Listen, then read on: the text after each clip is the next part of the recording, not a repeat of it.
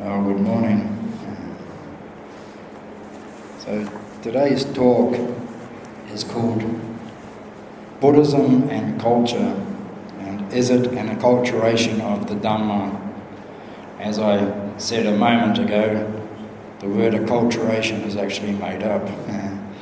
It's two words that have been kind of mixed around and put together. It actually comes from the word adulteration, but we are talking about adulterating something with culture, and so I've called it aculturation as opposed to adulteration.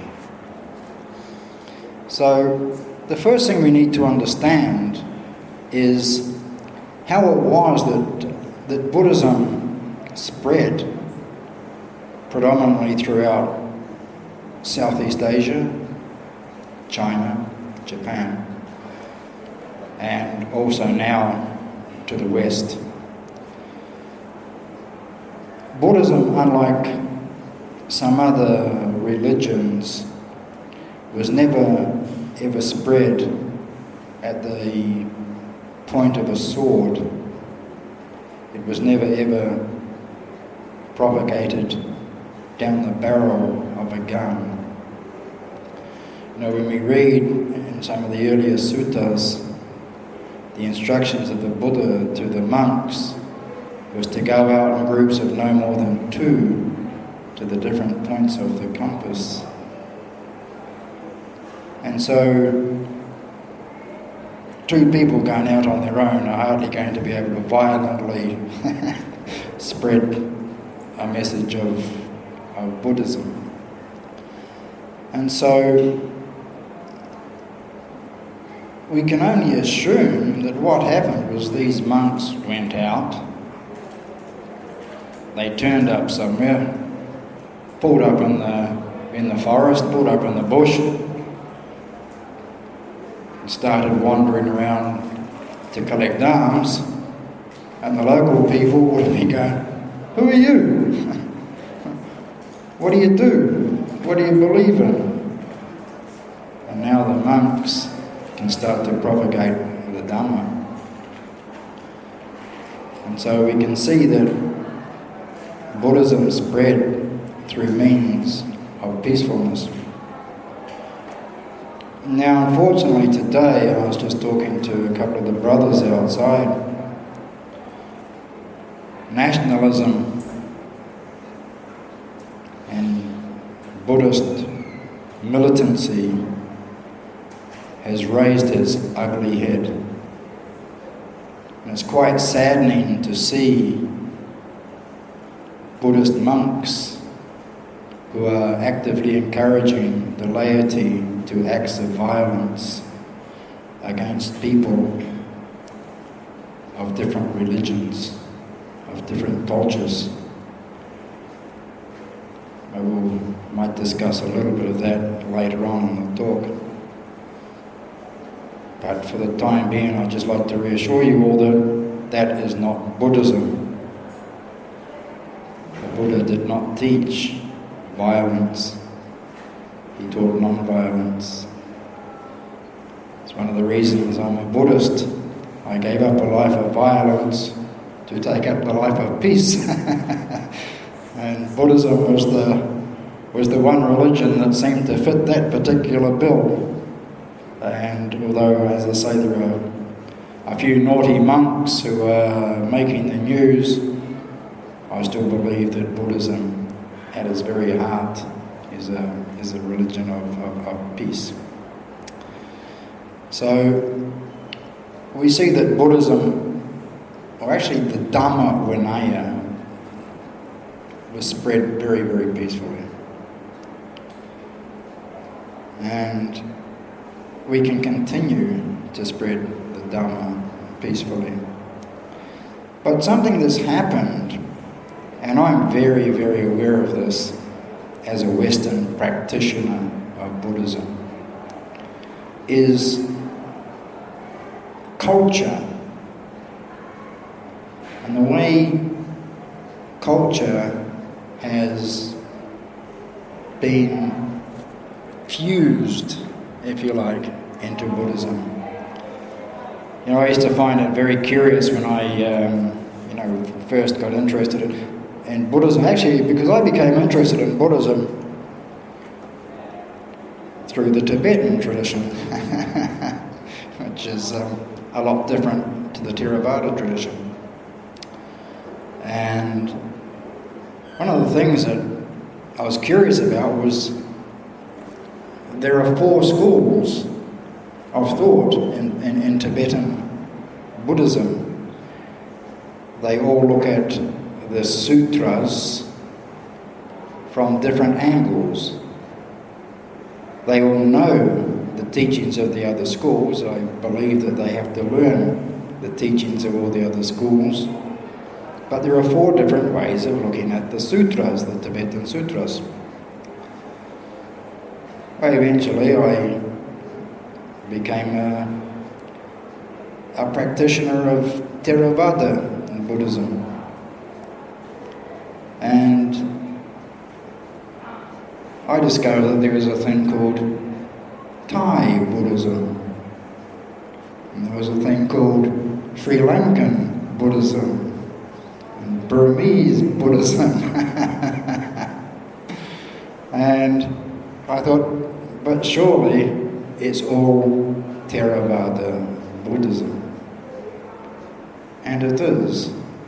But this is where the acculturation starts to come in. There are many, many things that today we consider to be Buddhist, but in actual fact, it's a part of a country's culture. And the reason this has happened is because of the peaceful spread of Buddhism. You know, we never told people they had to stop doing things.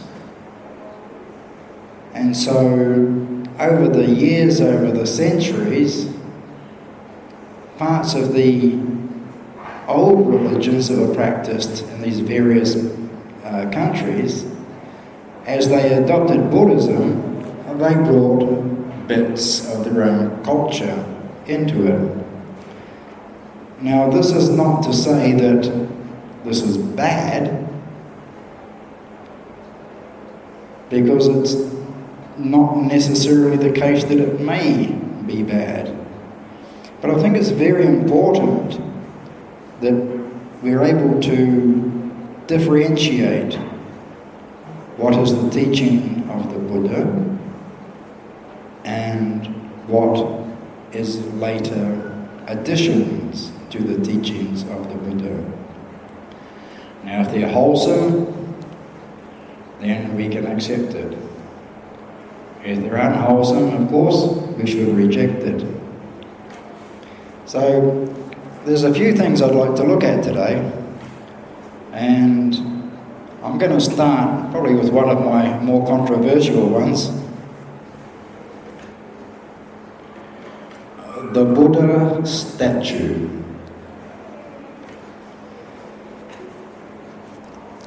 First and foremost, it was designed by the Greeks in about the 1st century in the Common Era. Once again, the monks had been off doing their wanderings and a Greek force was doing, their world tour, going around invading various countries and spreading their own religion. And the Greeks in those days had many, many gods, and gods for all sorts of things. So these Greeks, they came into contact with Buddhist communities. And one of the first things they said was, "Who is your God?" Now, of course, we don't have a God, we've got Buddha, So first of all, they've got to explain that we don't have a God, but we do have the Buddha. And they said, well, what does your God look like? What does your Buddha look like? And of course we had no images. If we read the Parinibbana Sutta, the Buddha is quite explicit on how we shall respect, and it had nothing to do with worshipping him. He said we could build some stupas to arahats, and these are things that like King Asoka did. He erected stupas, put up the edicts. He didn't make any statues of the Buddha. The Greeks did. And we can actually see if we, this question gets raised from time to time, how come the Buddha has got hair? And us monks are supposed to shave our heads all the time. And we hear a lot of funny stories about this. The funniest one I heard was they're snails. Somebody apparently read somewhere that when the Buddha was sitting underneath the Bodhi tree, it was hot, and some snails climbed up onto his head to keep his head cool. That was a completely new one for me. But if we have a look at the coins of the Greeks at the time of the first Buddha statues, we see an image of the Greek emperor, and he has a hairstyle very, very similar to the Buddha statue. So the Greek emperor actually made a statue of the Buddha in his own image. Not that he was a vain man or anything like that. But this is where we first get Buddha statues from. Now, so what we have is a cultural addition to the Dhamma Vinaya.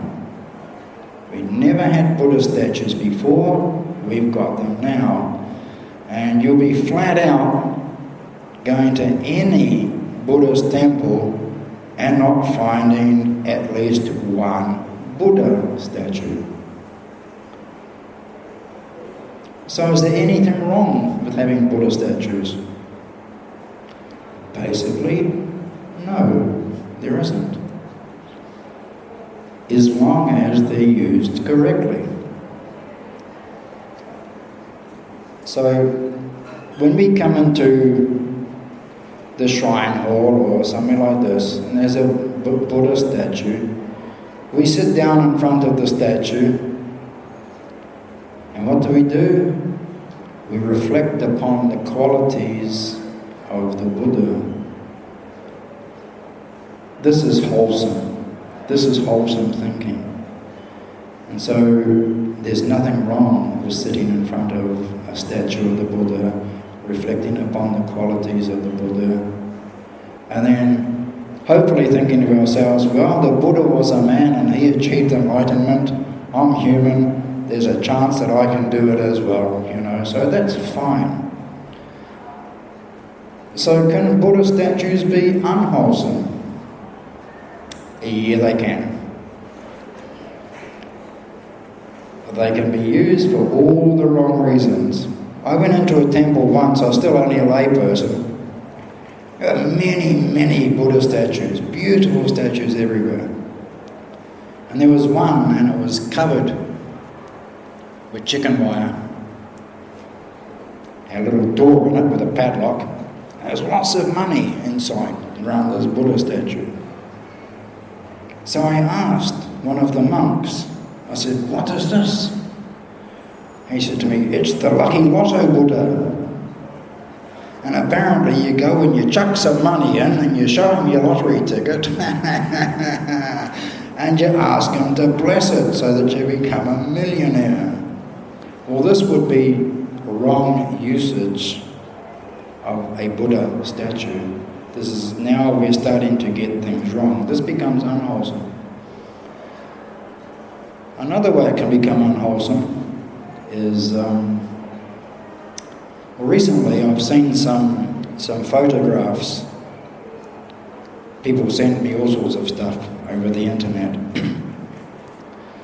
And they're not very nice photos. There's there's a photograph of the reclining Buddha, and there's a scantily clad Western lady laying across the Buddha giving him a kiss. Not a particularly nice thing to see. It's very culturally insensitive. It's religiously insensitive. I mean, they wouldn't like it if somebody went and climbed up onto the cross with Jesus hanging up on it and giving him a kiss, you know.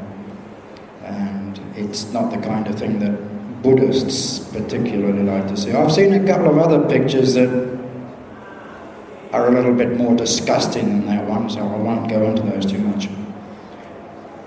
Now, so this is culturally insensitive. They're being insensitive to the Buddhist community. But one of the worst things about it was some comments that people who were calling themselves Buddhists were making. They were making comments like, somebody should kill that. Beep, beep, beep, beep, beep, beep. So here we're seeing where the statue starts to create unwholesome thoughts in people's minds. I don't think it's very Buddhist to suggest somebody should be killed for kissing the Buddha statue. So if we can't start to understand that it's just a statue, and it's something that has culturally crept in to Buddhism. If somebody defiles a statue, okay, they've defiled the statue. They've not defiled the teachings of the Buddha. And this is what we have to be aware of, is to understand that the teaching is not being defiled. People out of ignorance are doing stupid things. But we shouldn't, out of ignorance, react in such a negative way as to suggest that they should be killed, for instance. That's hardly a teaching of the Buddha. And so we need to be very careful of this sort of thing. Recently there was a bit of an argument flared up on Facebook. There was had something to do with the washing of the Buddha. Actually, there was a couple of things. I think it took place over Wesak, from memory. And somebody got very angry because people were going into a temple and they were putting garlands around the neck of the Buddha. And it's like, you shouldn't put garlands around the neck of the Buddha, you know. It's a Vinaya offence. It's like, what Vinaya offence? You know, it's like, you know, the Vinaya says we're not to wear garlands. The Buddha statue did not take the precepts. You know, it doesn't matter. And then the other argument was when we bathe the Buddha, apparently some people were pouring water on the Buddha's head, and some people were pouring it from the shoulder, and they go, oh, you're not supposed to put water on the head. It's a statue. If people are happy to bathe the Buddha statue, I mean, there's nothing in the suttas anywhere that says anything about bathing statues anyway. So if you bathe his head, you bathe his head. If you bathe it from the shoulders, you bathe it from the shoulders. It doesn't matter. So we can see that the statue is not unwholesome, and it can be used in a very wholesome fashion. As I say, we sit down and we reflect upon the qualities of the Buddha. That's wholesomeness. But we can get very unwholesome if we're not careful. Now there's a couple of other things that I've noticed in Buddhism.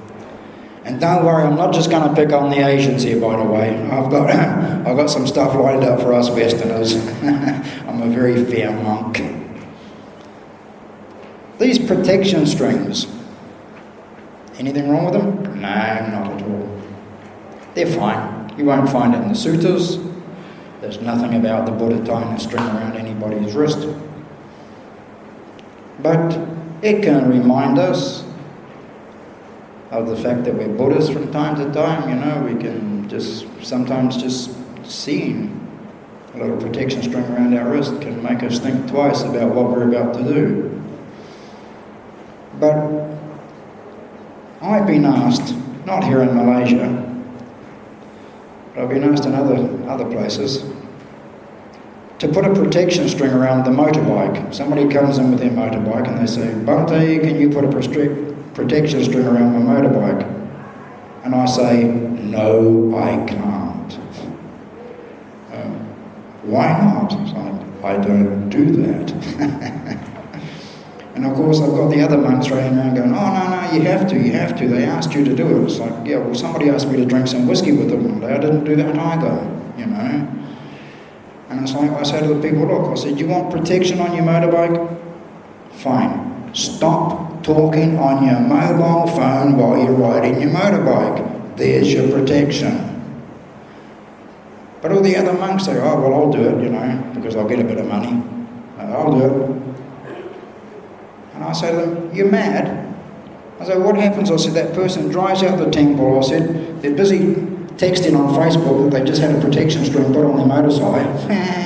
So then they get hit by a car coming up the road. I said, "And guess who's in the fault? You are. You're a stupid monk. Your protection doesn't work." So they're not going to blame themselves for what it is that's gone wrong. They're going to blame the monk. I remember Ajahn Brahm talking once, and he said there was this young lady, I'm guessing at the temple in Perth, and the exams were coming up, and she said to Ajahn Brahm, "Can you chant something for me so that I pass my examinations?" And he said, "No." You can see he's a student of Ajahn Chah, because Ajahn Chah wouldn't have done it either way. So Ajahn Brahm, "No." Well, she insisted. She got most upset at the fact that the Venerable would not. So in the end, he relented. Silly man. He didn't see her for a while, and one day he, ran into her in town or something, and he said, "Oh, I've not seen you at the temple for a while." And she goes, "You're a terrible monk," she said. "I failed my exams." This is why I say to the monks, you have to be very careful doing things like protection strings, because if you get it wrong, or if they get it wrong, then it's you that's a bad monk. In some of the temples in Thailand, I see spirit houses. Now, this is an ancient Thai tradition. You get a piece of land, you build a little spirit house on it. And sometimes they put little figurines in the house, often representing the number of people in their own family. So you build your house, and this is to keep the spirits happy. And it's quite amusing actually, because if you have a look at these spirit houses, there's more offerings on one of these things than you'll see on the Buddhist altar. He gets Fanta, he gets cakes, he gets flour, all sorts of stuff on these spirit houses. If you do an extension to your house, you've got to do an extension to your spirit house, because you might upset the spirits, they get jealous. So if you make a bigger house, you've got to make a bigger spirit house. And the irony is, with these spirit houses, you can't move them unless you've got a Buddhist monk present. A monk has to come and chant when you take it away, and he's got to chant when you come and put a new one back in again, So this is scripted. But you see these things in Buddhist temples. So once again, it's like, what is this Thai tradition doing inside a Buddhist temple? And of course, these are questions that a lot of Westerners would ask me. They come to Thailand and they see all these different things. They go, "Why are they doing that?" So, I don't know. Makes them happy. Leave them alone. Now I went to Sri Lanka, and there's all sorts of Hindu gods in the Buddhist temples. It's like, so obviously that's part of the culture, the ancient culture. You know, there would have been Hinduism centuries and centuries ago in Sri Lanka. So wherever you had a temple, you'd have had all these various Hindu gods, these deities.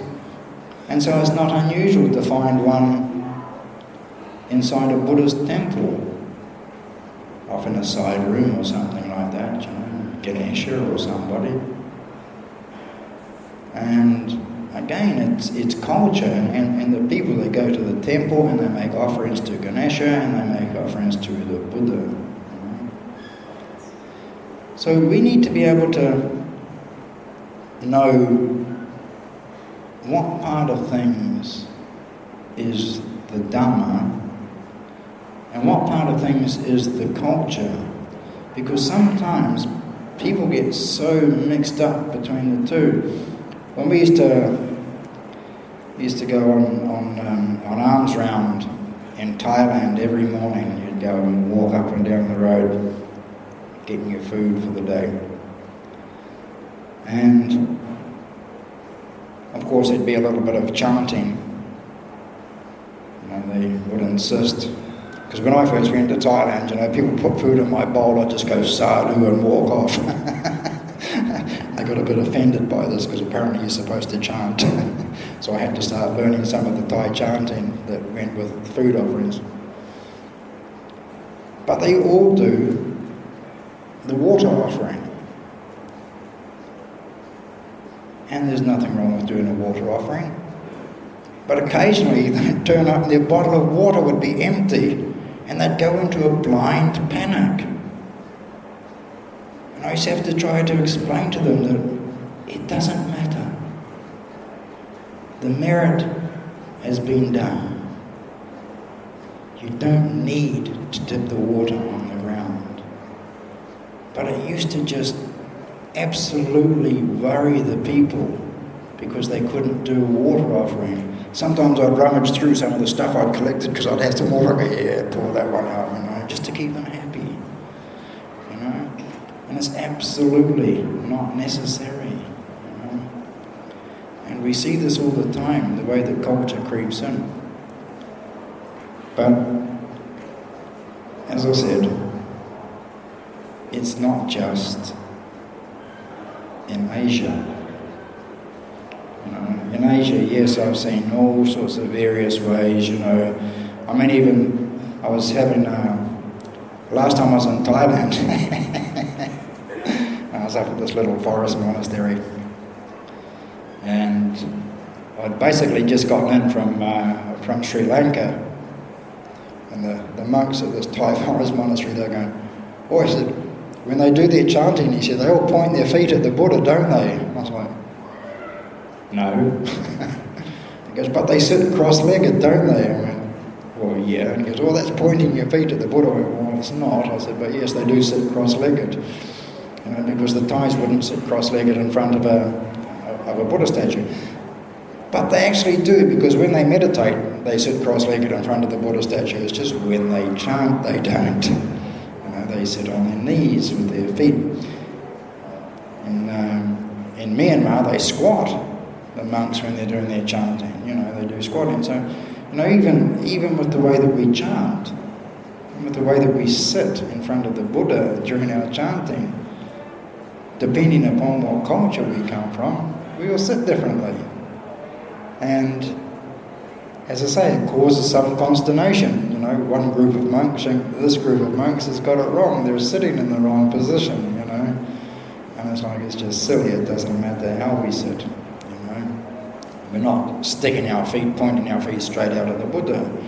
But I mean, on a technicality, you people are all sitting on seats here, you know. Technically speaking, your feet are pointing at the Buddha. Actually, it doesn't matter. It's only a statue. But I mean, what are you going to do? You could all sit cross-legged on the seats, but then a lot of people find it very, very difficult to sit cross-legged for any length of time, you know. And I'm quite sure that if the Buddha was here, he'd be more interested in knowing whether or not you were listening to the Dhamma talk as opposed to where your feet were, you know, because that's the important thing, is the Dhamma. So, Westerners, yeah, we're a crazy lot. Because we sit there and we find we go around all the temples and we have a look and we go, yeah, that's wrong, that's not Buddhism. That's not Buddhism, that's culture. We can find every fault on the planet. Because we're good like that, we've been educated that way. The West is the best. And so people say, it's in the West that Buddhism is going to be kept at its purest. Aren't us Westerners wonderful? We're going to be the saviours of the Dhamma Vinaya. Or are we? We got a funny view of Buddhism in the West. We have what we call, or what I call anyway, and any of you who are got any computer savvy at all will understand this. We practice what I call cut and paste Buddhism. And what's cut and paste Buddhism? Cut and paste Buddhism is the Buddhism where we take the bit that we like. I was like, well, have that. And the bit that we don't like, we're going to throw it away, you know. And of course,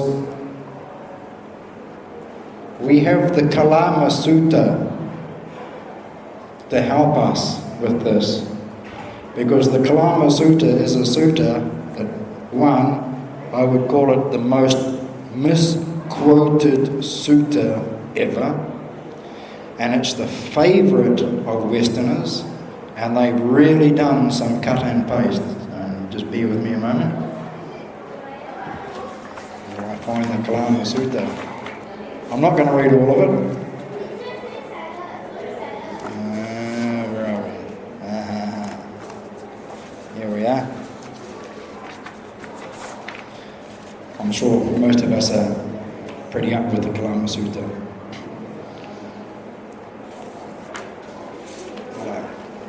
So the Kalamas are having a chat to the Buddha.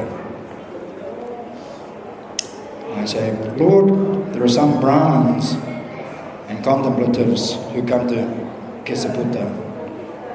They expound and glorify their own doctrines.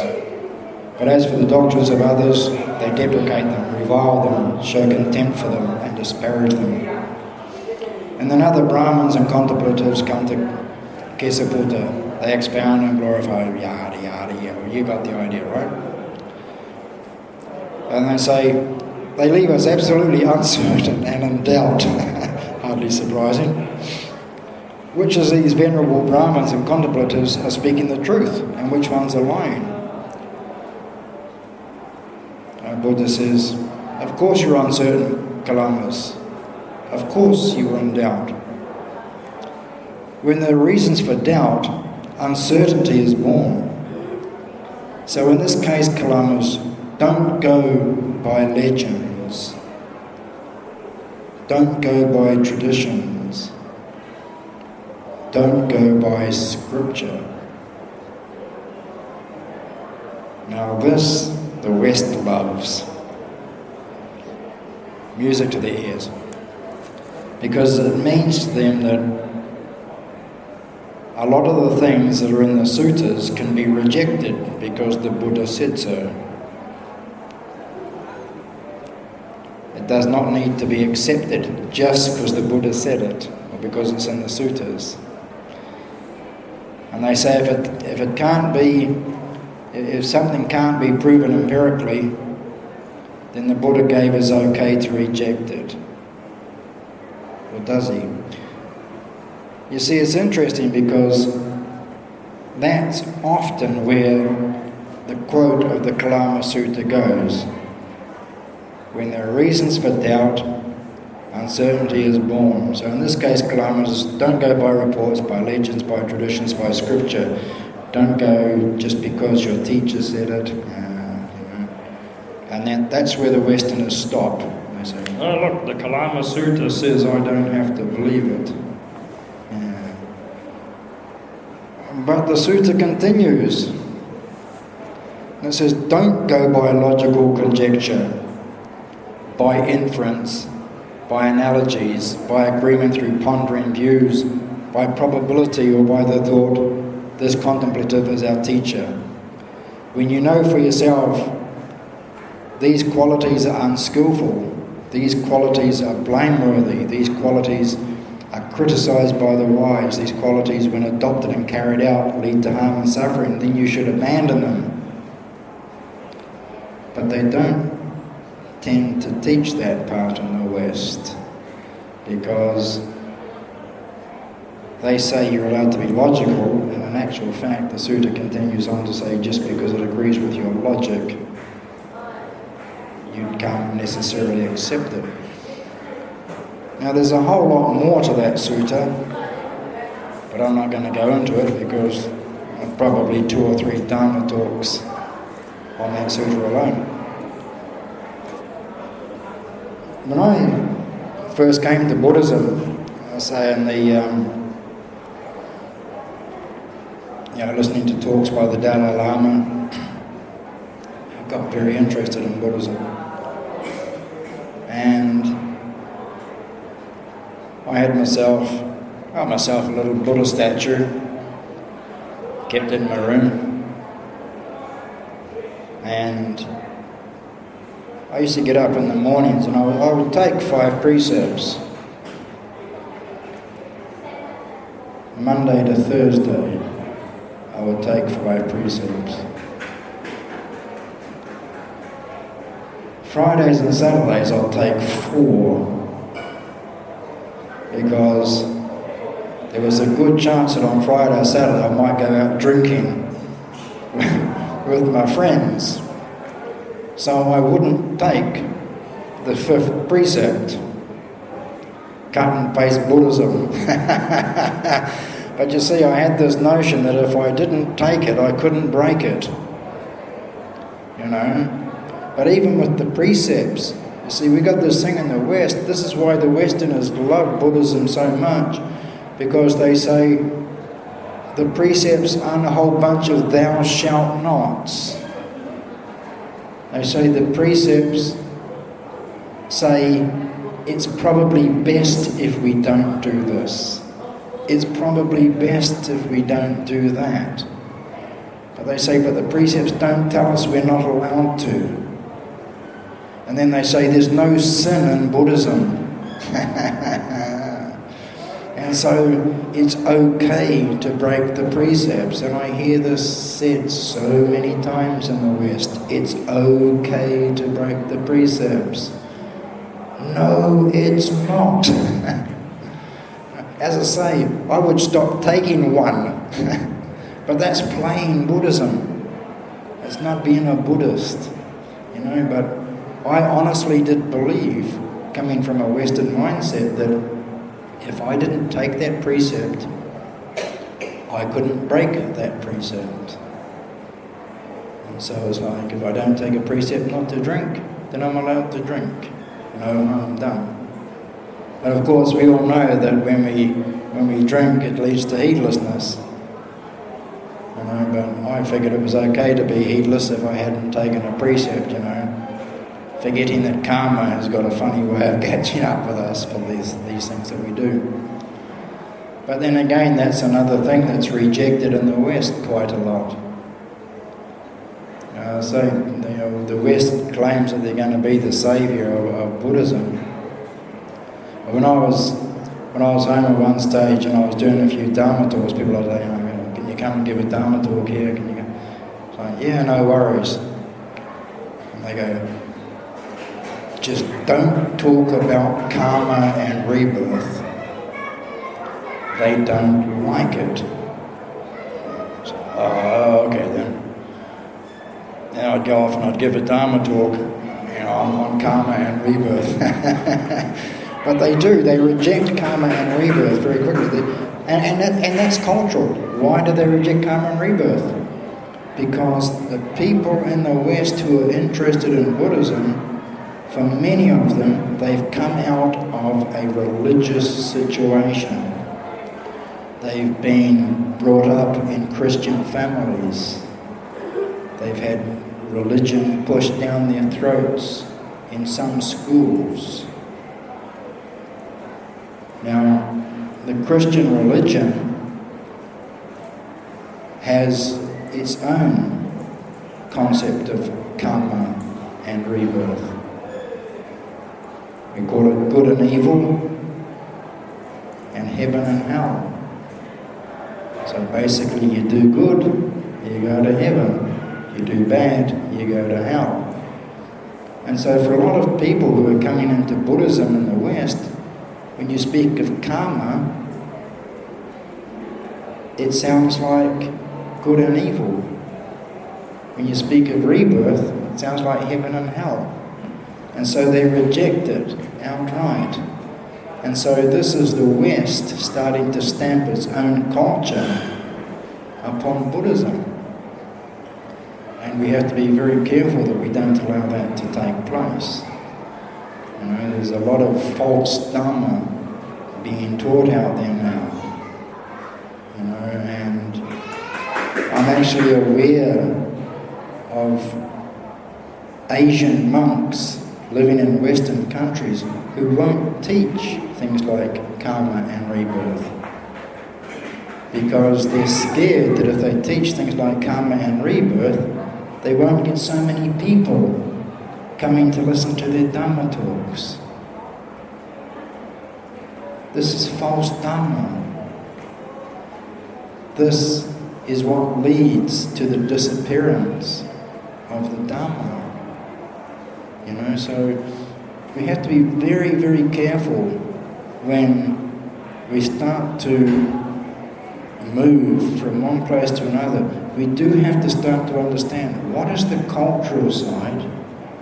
You know, when I first came here to Brickfields, I loved it. I mean, you know, there was Chinese lanterns all over the place. You know, I think it was the Chinese New Year or something was coming up. You had lion dancing over here and everything else, you know. And it was wonderful. You know, it was absolutely wonderful. And I put some photos and stuff up on my Facebook page, you know. And of course, straight away I got, you know, people, well, what's that got to do with Buddhism? I said, well, not a lot. I said, but I said, there's a lot of Chinese people here. I said, it's Chinese New Year. I said, you guys still celebrate New Year in the West? So you let off your firecrackers and goodness knows what else. I said, what's that got to do with Buddhism? Nothing. You know? It's just a celebration of the New Year. There's nothing wrong with it, you know. And there isn't, you know, and I actually love it, you know, those two lions or whatever they are prancing all over the show. I think it's absolutely wonderful. And it's okay because people know it's a Chinese celebration. It's the New Year's celebration, you know. I think the lanterns look absolutely stunning. You know, I think it's actually, you know, very, very beautiful. You know, hundreds of these things you've got hanging up all over the place. You know, hopefully I'll be here next New Year so I can see the whole lot again, you know. But we know that it's not Buddhist, but it's not causing any harm. You know, in fact, when we do this sort of thing, we're actually encouraging, there's probably a lot of Chinese people would come to the temple over the Chinese New Year period who aren't Buddhist. Why do they come here? Because we have celebrations on. You know, we are opening up the doors of the temple for everybody. And that's a wonderful thing. That is Buddhism in action. You know, we're not being, you know, so exclusive that, no, you can't come in here because you're not a Buddhist. Everybody is welcome to come to the temple. And we do see little cultural things springing up here and there, and that's fine, you know. But the important thing is, we need to be careful that we let people know where the Dhamma ends and the culture begins. As I said, not everything cultural is bad, you know. If it's wholesome, we can keep it. But we have to be prepared to understand that there are certain things that, because people will ask, you know, what's that to do with Buddhism? And we need to be honest sometimes and say, well, no, this is more of a cultural thing from whatever country it is that we come from, you know. See, it's okay, you know, like New Zealand, we're quite lucky in New Zealand because we're only 250 years old, so we don't have a culture. So there's not much we can do to ruin Buddhism apart from do the cut and paste thing. You know, we don't have, unless we were to take the Maori traditions and start to introduce it into Buddhism, in which case it would be totally different, you know. If we started to introduce things like tanifas and stuff like that, you know, which are sea monsters, then again, we would be adulterating it if we tried to say that it was part of Buddhism, you know. But I can see one day, you know, I'd love to return to New Zealand one day and to start my own centre in New Zealand. And, you know, in the Maori culture, the Maoris have these beautiful carvings and entranceways to meeting houses and stuff, beautiful carvings that tell the story of the tribe. Because the Maori never had a written language, had a drawing language. They're very, very beautiful carvings. And I'm quite sure that if I started up my own meditation centre, the entranceway would be very, very Maori. You know, I'd have some lovely, lovely Maori designs done up. And there's nothing wrong with that. That's you know, by doing that, I include the local people, the Maori people, I include them in part of this Dhamma centre that I'll be starting up. It gives them an identity within the Buddhist family. So it's okay to do that, but we do need to be very careful that these cultural things, we don't confuse them with Buddhism. As I say, there's nothing wrong. Some of the cultural things I see good. You know, another thing that I often hear is like, you know, it's like the way people dress. And I had a friend here the other day from Australia, wonderful man, and he's travelled to many, many Buddhist nations. And he came here and he said to me, he said, I love the way that people dress that come to the temple. He said, you know, all that formality, he said, that you see in Thailand, he said, they don't do it here, do they? And I went, nah. I said, they come to the temple, and that's it, you know. And he was blown away. He thought it was absolutely wonderful that, you know. And I said to him, well, people drop in from work, or people drop in on their way to work, you know. You can't expect them to dress up and flash special gear to come to the temple, you know. And it is. It's actually quite refreshing to see that people come to the temple, because we come here to pay respects to the Buddha Dhamma Sangha. Come here to listen to Dhamma talks.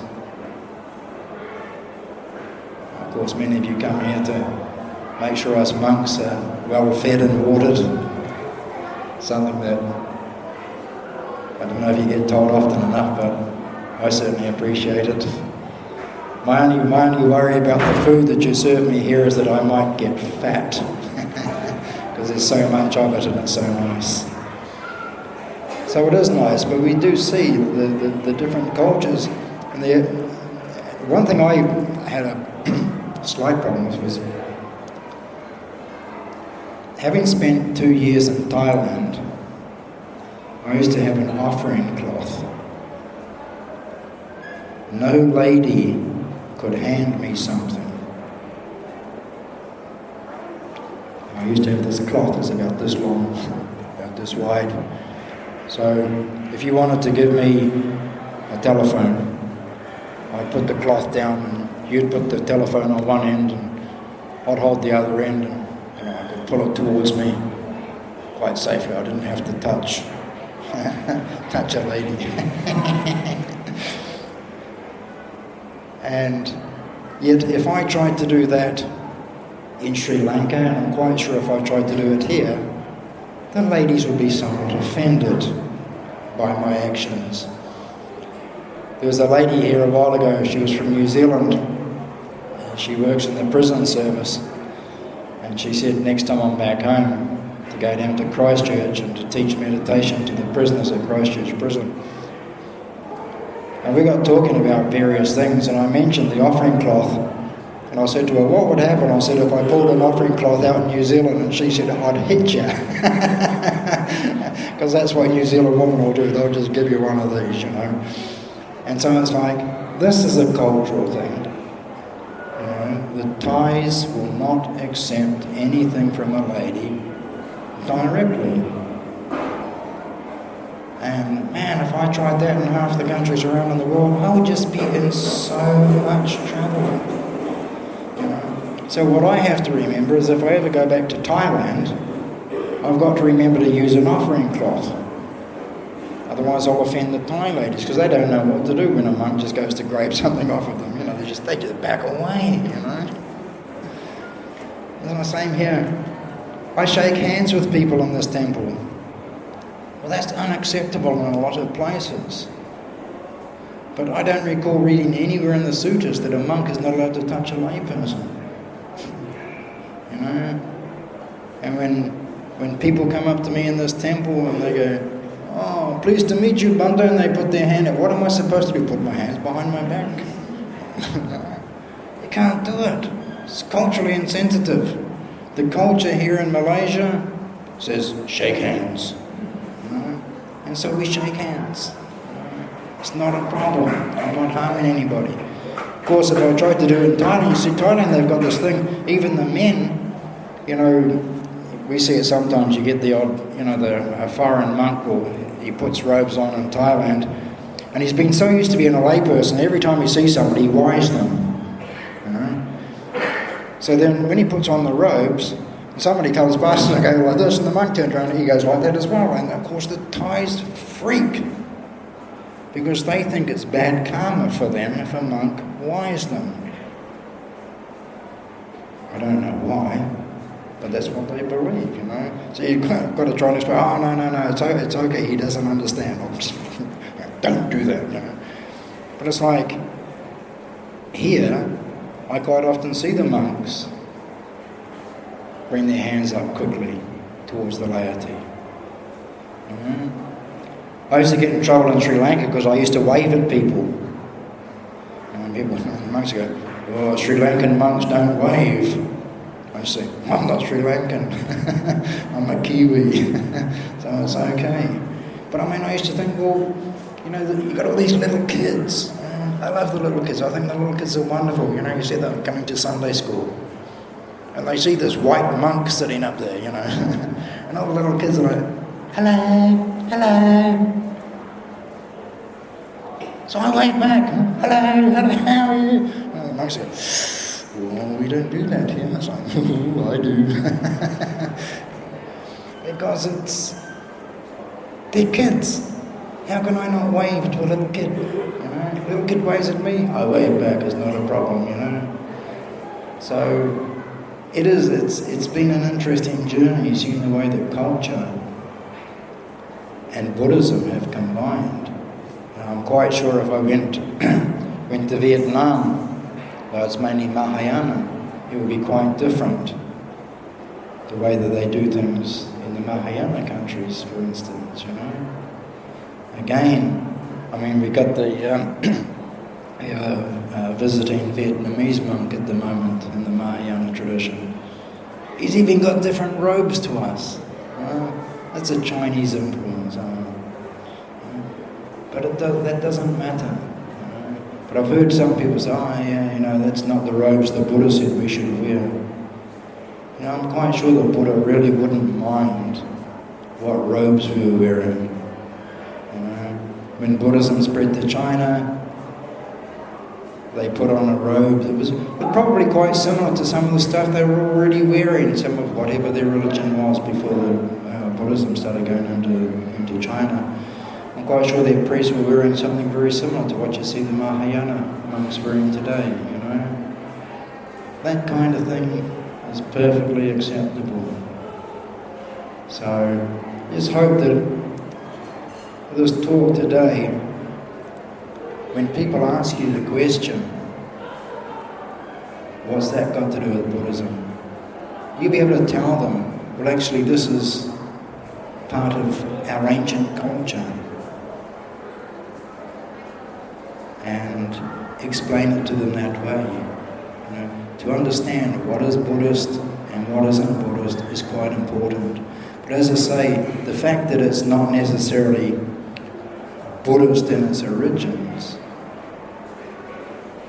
they can still be perfectly fine as long as we use them correctly.